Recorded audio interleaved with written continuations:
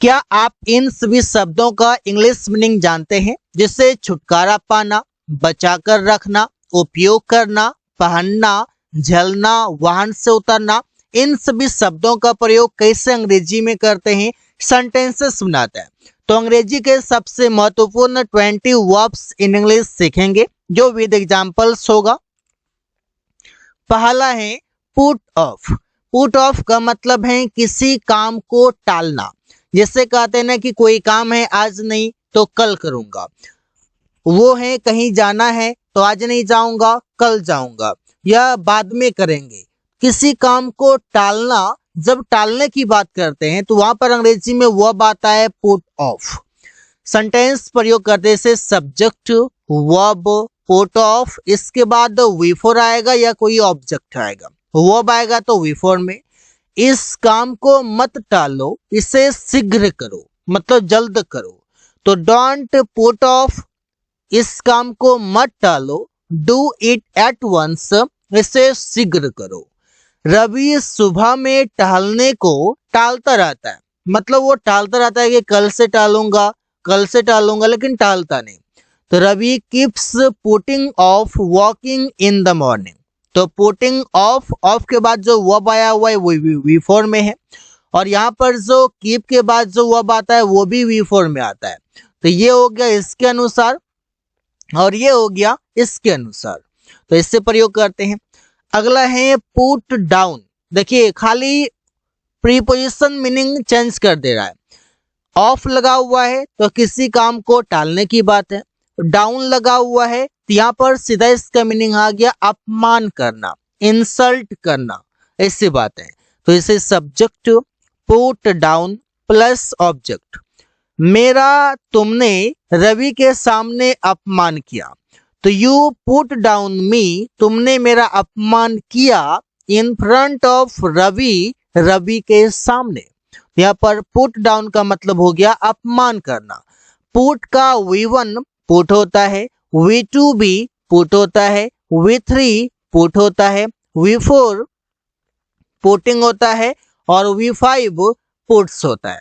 तो इसे इसके वर्ब फॉर्म में V1, V2, V3 तीनों एक तरह के हैं। यहाँ पर जो पुट है ये टेंस के अकॉर्डिंग V2 में है, देखने में एक तरह है। यहाँ पर रोहन का अपमान नहीं किया, तो रोहन का अपमान नहीं किया, किसने नहीं किया? तो यहाँ पर आपको देना पड़ेगा कि किसने नहीं किया। तो किसने नहीं किया, तो उसने नहीं किया, तो उसने के लिए यहाँ पर ही हो गया। He did not put down Rohan, उसने रोहन का अपमान नहीं किया ओवर हियर, यहाँ पर। तो ऐसा मीनिंग है। पुट अप विद, अब पुट अप के साथ विद आ गया जिसका मीनिंग है झेलना। झेलना का मतलब है कि जैसे कि हमारे पास पैसे नहीं है, किसी तरह मैं झेल रहा हूँ, समय गुजार रहा हूँ, कोई भी समस्या है उस समस्या को झेल रहा हूँ, फेस कर रहा हूँ समस्या को, तो वहां पर पुट अप विद प्रयोग करते हैं।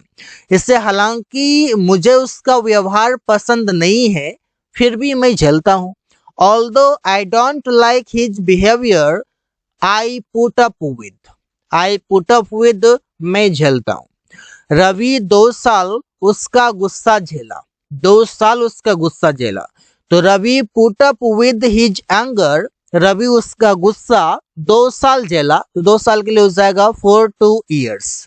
2 साल, यहाँ पर 4 का मतलब है तक, 2 साल तक। तक यहाँ पर हिंदी में नहीं लिखा हुआ है फिर भी इसका मीनिंग भी वही है। गेट इन, गेट इन का मतलब है किसी वाहन में चढ़ना। जैसे आप बोलते हैं रवि कार में चढ़ो, तो रवि कार में चढ़ा, इससे बोल सकते हैं the Ravi get in the car. मैं बस में 2 बजे चढ़ा, I got in the bus at 2 PM। तो यहाँ पर इससे आप प्रयोग कर सकते हैं, गेट इन मतलब किसी वाहन में चढ़ना। और अगला है यूज अप। यूज अप का मतलब है पूरा उपयोग करना, जैसे पानी पूरा उपयोग किया गया, तो वाटर वॉज यूज्ड अप, तेल पूरा उपयोग मैंने किया, आई यूज्ड अप ऑयल। यहाँ पर यूज्ड अप हो गया टेंस के अकॉर्डिंग, तो यहाँ पर V1 जो है वो यूज है। गेट अवे फ्रॉम मतलब दूर ले जाना, किसी को दूर ले जाना, जैसे बच्चे को गली से दूर ले जाओ, तो get the children away from the street, तो गेट द चिल्ड्रन अवे, दूर ले जाओ बच्चे को, फ्रॉम द स्ट्रीट, गली से। मैंने रवि को गांव से दूर ले गया था। I got Ravi away from the village.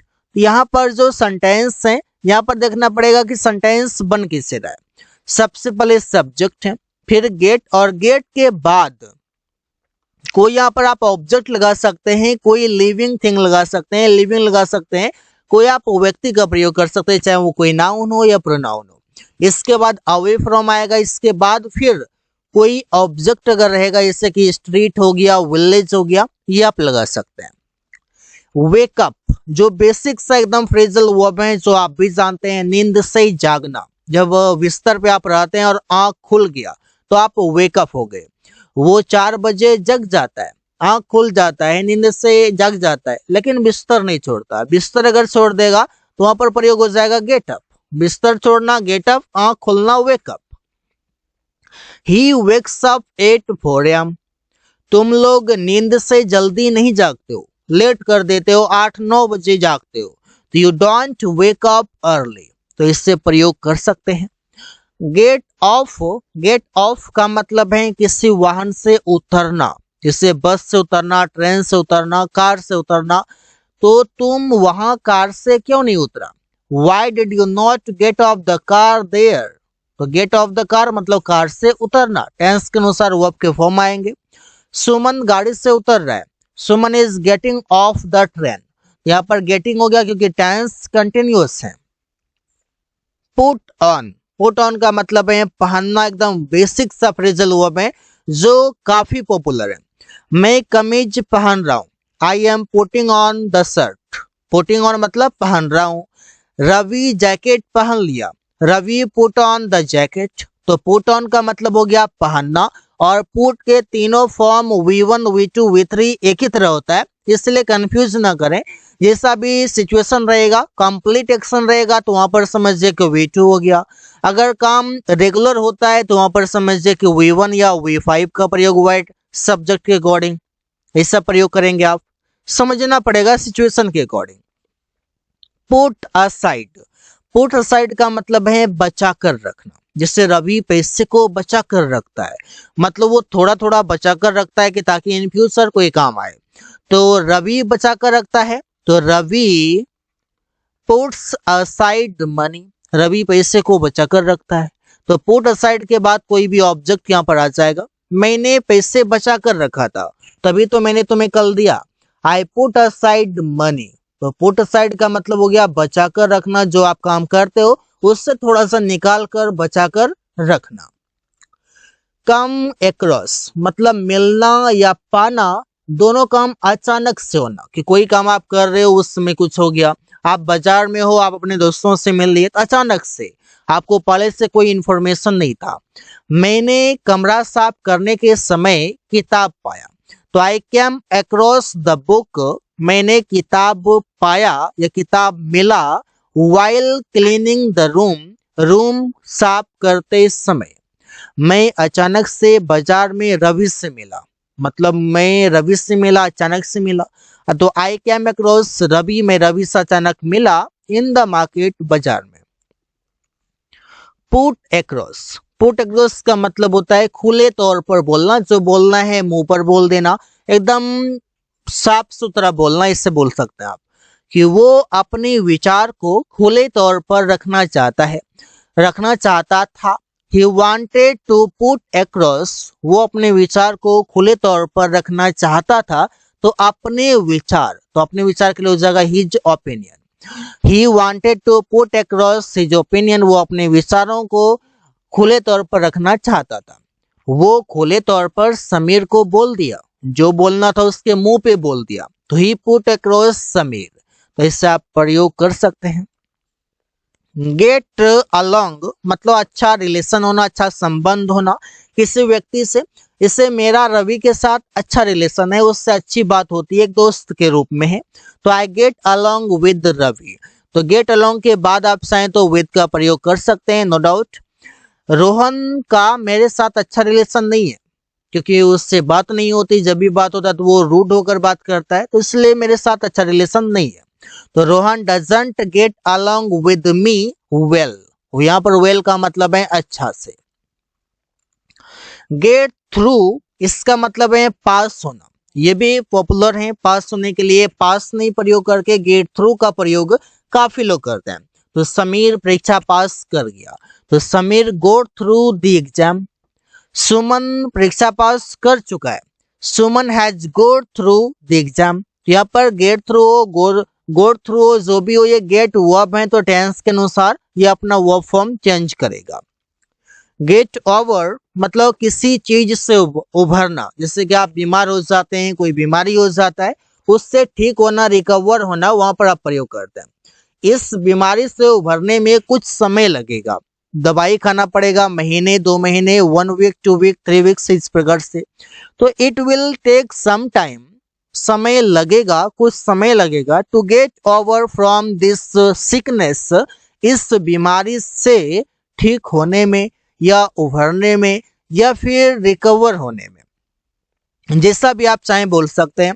वो 2 दिन में ठीक हो जाएगा। ही गोट ओवर ही इन 2 days, मतलब थोड़ा सा फीवर आया हुआ है, 2 दिन में ठीक हो जाएगा।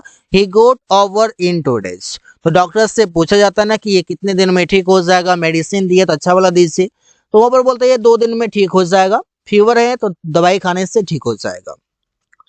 पुट आउट मतलब बत्ती या आग बुझाना, जिससे कृपया मोमबत्ती बुझाइए, please put out the candles, यहाँ से आग बुझाओ, कहीं और लगाओ, तो put out the fire from here. Get out मतलब निकल जाना या निकलने के लिए कहना, मेरे घर से निकल जाओ। Get out of my house, मैंने रवि को घर से निकाल दिया। I got out of Ravi from house, from house means घर से, get out of Ravi, Ravi को निकालना, किसने निकाला, तो आई ने। गेट रेड ऑफ मतलब छुटकारा पाना, सुमन ने नशा से छुटकारा पाया, सुमन गोट रेड ऑफ स्मोकिंग, मैंने बुरी आदतों से छुटकारा पाया। आई गोट रेड ऑफ बैड हैबिट्स, यहाँ पर जो भी चीजों से छुटकारा पाना हो, किसी व्यक्ति से छुटकारा पाना हो, सबके साथ आप प्रयोग कर सकते हैं। गेट इनटू मतलब किसी झमेला में पड़ना, किसी टेंशन में पड़ना, किसी समस्या में पड़ना, वहां पर प्रयोग करते हैं। तुम समस्या में पड़ जाओगे, इसलिए उसके मतलब बीच में टांग मत अड़ाओ, तो you will get into trouble, तुम समस्या में पड़ जाओ, टांग मत अड़ाओ उसके बीच में, तो इस लड़ाई में मत पड़ो। डोंट गेट इनटू फाइट, तो यहाँ पर इससे प्रयोग करेंगे। कम अलोंग मतलब है किसी के साथ आना, क्या तुम मेरे साथ आना चाहोगे, would you like to come along with me, मैं बहुत खुश हूं आप मेरे साथ आए। I am glad you came along, तो इसे आप प्रयोग करेंगे। So guys, thanks for watching, that's all for today.